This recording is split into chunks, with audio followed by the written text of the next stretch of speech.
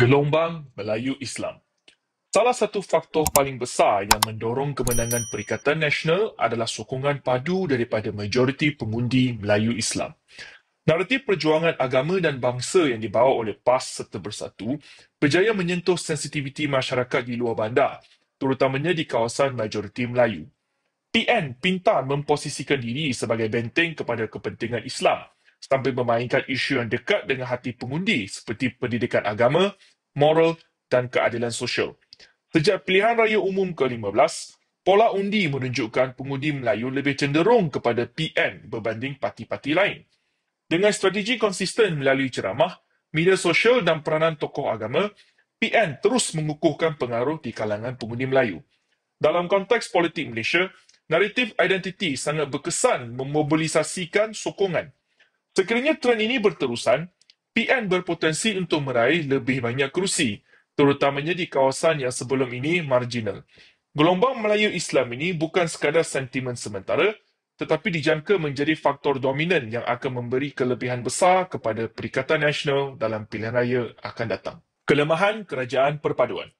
Kemenangan Perikatan Nasional juga banyak bergantung kepada persepsi rakyat terhadap kelemahan Kerajaan Perpaduan. Isu dalaman seperti pertikaian kuasa antara parti komponen, perbezaan ideologi serta kegagalan menyentuhkan dasar ekonomi yang jelas sering menimbulkan tanda tanya di kalangan rakyat. Kerajaan perpaduan dilihat tidak mampu bergerak sebagai satu pasukan yang kukuh, malah lebih cenderung menyelesaikan perebutan jawatan dan isu politik dalaman berbanding menumpukan perhatian kepada isu rakyat. Hal ini menjadikan pengundi mudah membandingkan dengan imej PN yang lebih konsisten, berdisiplin dan tersusun dari segi strategi politik.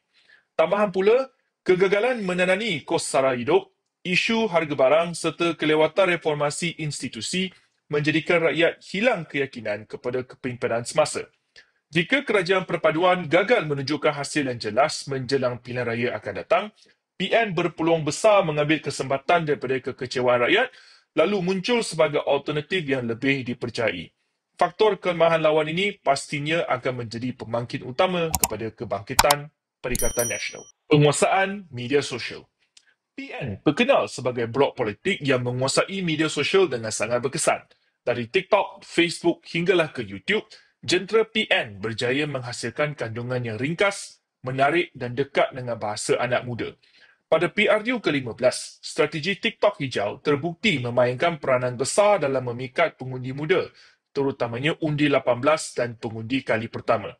Berbeza dengan parti lain yang lebih bergantung kepada media arus perdana, PN bijak memanfaatkan algoritma media sosial untuk mencipta naratif yang cepat tular. Kandungan mereka tidak semestinya panjang, tetapi cukup beremosi dengan mesej yang mudah diingat. Inilah kekuatan PN. Keupayaan membina naratif secara organik tanpa bergantung penuh kepada iklan besar ataupun kempen konvensional. Dengan trend digitalisasi yang semakin pesat, penguasaan media sosial akan terus menjadi aset penting untuk PN. Jika momentum ini dikekalkan, mereka berpotensi menarik lebih ramai pengundi muda sekaligus memperkukuhkan peluang kemenangan pada pilihan raya umum yang akan datang. Jika Perikatan Nasional menang pilihan raya umum ke-16, siapa yang anda rasa paling layak untuk menjadi Perdana Menteri? Kongsikan pendapat anda di ruangan komen. Okey, kita teruskan. Isu kos sara hidup.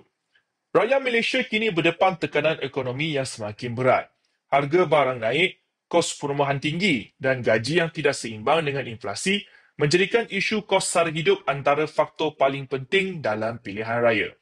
PN pintar menggunakan isu ini untuk menonjolkan diri sebagai parti yang dekat dengan penderitaan rakyat. Mereka menekankan dasar pro-rakyat seperti kawalan harga, bantuan bersasar dan ekonomi yang lebih berlandaskan keadilan sosial.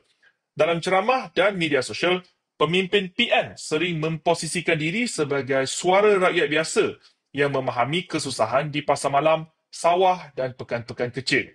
Jika kerajaan semasa terus dilihat gagal menangani masalah ini, pengundi akan mencari alternatif yang lebih dipercayai. PN bijak menggunakan bahasa mudah dan janji realistik untuk menyentuh hati rakyat. Oleh itu, kos sara hidup bukan sahaja akan kekal relevan, malah isu ini akan menjadi senjata paling ampuh Perikatan Nasional untuk menawan lebih banyak kerusi dalam PRU akan datang. Kekuatan jentera akar umbi. PN juga mempunyai kelebihan besar melalui kekuatan jentera akar umbi, terutamanya yang digerakkan oleh PAS. Di peringkat kampung, masjid dan surau, PAS memiliki rangkaian yang kukuh dengan sukarelawan yang bekerja secara konsisten tanpa mengira musim pilihan raya. Mereka bukan sahaja bergerak semasa kempen, tetapi sepanjang masa melalui aktiviti kebajikan, program komuniti dan pendidikan agama. Ini menjadikan PAS sebagai mesin politik yang sangat sukar ditandingi. Bersatu pula menambah nilai dengan membawa jaringan bekas ahli UMNO yang mempunyai pengalaman dan hubungan rapat dengan pengundi luar bandar.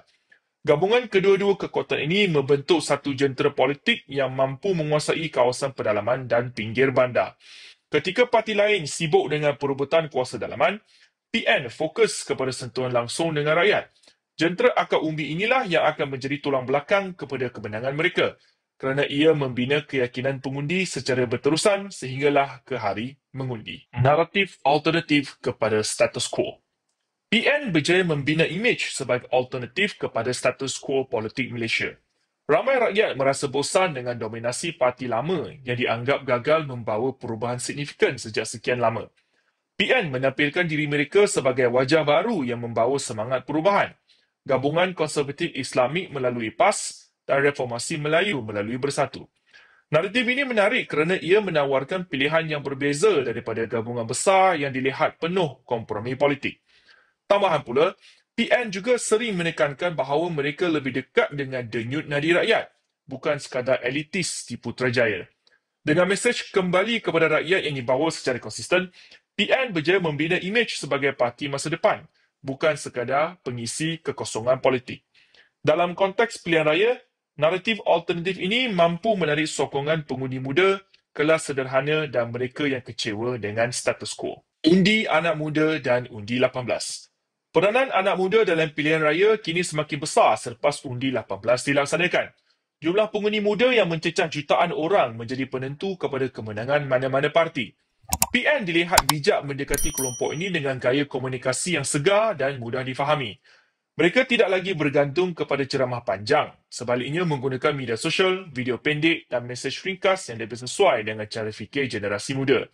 Selain itu, isu-isu yang disentuh seperti peluang pekerjaan, kos sara hidup dan perumahan mampu menarik minat anak muda kerana ia bersentuhan langsung dengan kehidupan seharian mereka. PN juga bijak membina imej sebagai parti yang berani mencabar status quo, sesuatu yang digemari oleh generasi muda yang mahukan perubahan. Jika trend sokongan undi 18 kepada PN kekal atau meningkat, ia bakal memberi lonjakan undi yang signifikan di kerusi-kerusi strategik. Oleh itu, sokongan anak muda boleh menjadi penentu kemenangan besar Perikatan Nasional dalam PRU akan datang.